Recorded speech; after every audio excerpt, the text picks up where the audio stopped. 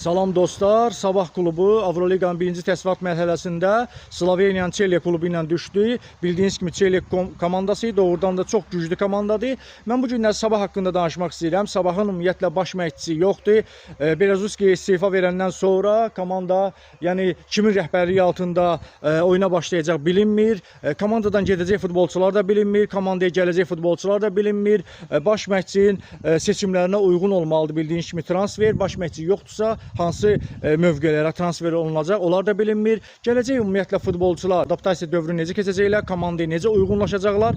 Əsas şərtlər bundan ibarətdir. Bu günləri Sabah klubu bəli kuboku götürdü, çıxdı Avroliqaya. Avroliqaya çıxdı, güclü rəqib düşdü. İnanın ki, rəqib güclüdür. Güclü rəqib düşdü və bu rəqibə qarşı, yəni necə mübarizə aparacaqsan? Sənin heyətin bu rəqibə qarşı mübarizə aparmaq üçün yetərli deyil. Bu günləri Sabah klubu heyətini gücləndirməlidir. Sabah klubu normal baş məşqçi tapılmalıdır Sabah futbol klubu üçün. Amma bu günlərə baxırıq elə bir baş məşqçilərinə axtarış gedir ki, yəni adam ümumiyyətlə gülür ki, yəni bu insanlar Sabaha necə ümumiyyətlə gəlib işləyə bilərlər.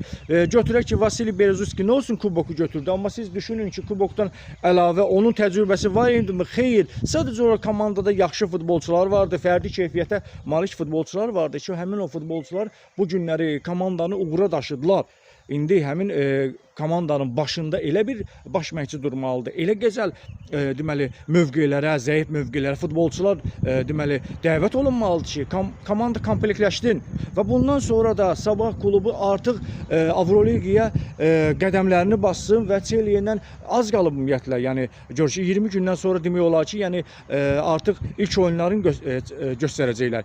Buna qədər zaman var, amma azdır zaman. Bu zamana qədər baş məşqçi bilinməlidir, gedəcək, gələcək oyuncular bilinməlidir, hansı mövqelərə ümumiyyətlə futbolçular lazımdır, onlar bilinməlidir və o oyuncular gəlib burada uyğunlaşmalıdırlar. Bu qədər zamanlar var və bu zaman da bildiyiniz kimi yetərli deyil və Sabahın Avroliqada Sabahı doğrudan da yaxşı görsənmir. Əgər Sabah yenə də deyirəm mübarizəni dayandırırsa, mən çox güman edirəm ki, bu heyətlə indiki vəziyyətdə Çelye'yə qarşı yəni biabırçı məğlubiyyətdən qaçsalar, hələ sevinsinlər.